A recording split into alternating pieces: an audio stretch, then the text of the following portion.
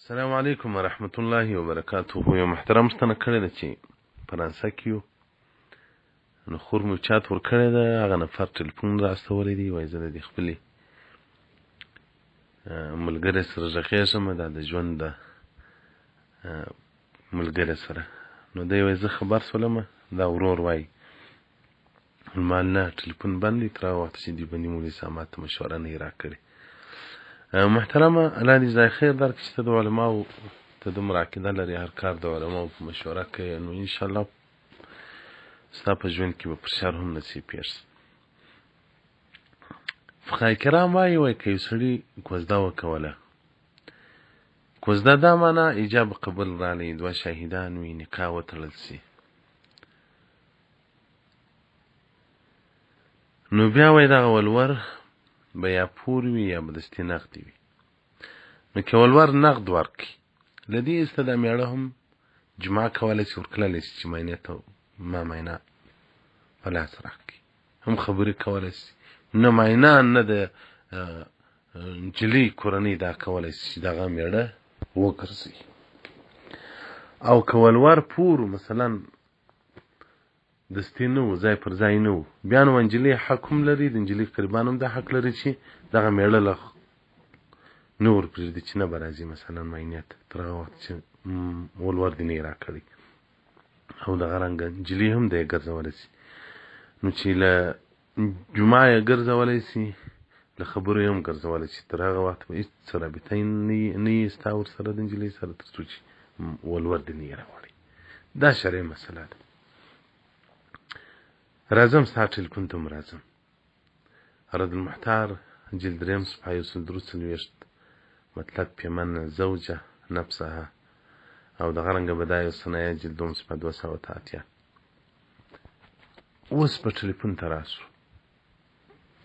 په خبرو کولو کې شالن څه مشکل نشته چې مینه او میړه سو د دوی هر څه سره جواز دي.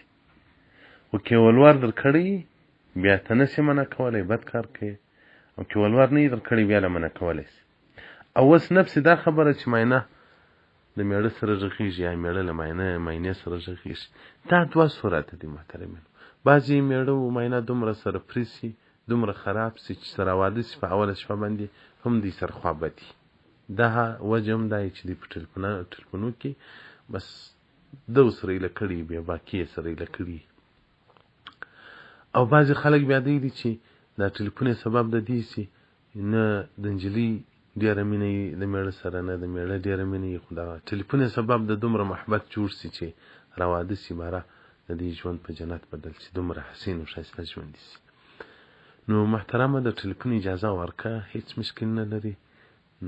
د دې میړه دی او د دا هلک مینه ده د ستا خور، دا د ژوند یو راز دی چې دوی سره پوه سي، دوی خپل ژوند سره پوه کړي، مزاجونه سره ګډ کړي، د ژوند په شرایطو سره وغږېږي. د ژوند ملګري ده، د یوه ورځې نه ده، بیا د یوه ځای ملګري ده. نو په ټلیفون کې شرعاً هېڅ مشکل نشته محترمه. و دا ځای دې دواړه وکړي، په انداز باندې دې ژوند وکړي، توسط دې مختاره کړي، بس درمیانه ژوند. دوی دې نو هم نه کوي چې باره نو لکه دا بعضو ورونو پوښتنې کړي دي، وایي په ایمو او پر وایبر باندې کوم څاک ښلي سره غږېږي، دا په لعنت ککړ خلک دي ستا، واده یې نه یې کړی. دا چمن هم بیخي بد کار دی، دا حیا د سترګو څخه ټولېږي. نفسې خبرې په دې کې شرعاً څه مشکل نشته، که یې دې سره پام به یو په بل یې سره. دا بعضې خلک دی چې بس په دې خوا به دی واده یې نه دی کړی، د بیا مینې ته ټلیفون راوړي، د ده مینه سوه، بیا دنیا حق نه کې لري، بس د دې او د میړه کار دی سره. نو محترمه ټلیفون ور پرېږده، خور ته هم دغه یې ووایه، ورته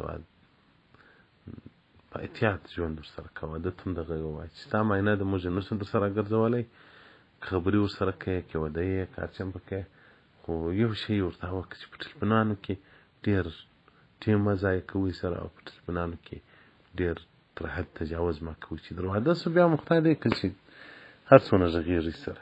نو محترمه ټلیفون ور ایله کړه، دا د ده یو ارمان دی، خپلې مینې ته یې ور وړی دی ټلیفون، څه پردۍ نجلۍ ته خو یې نه دی ور وړی.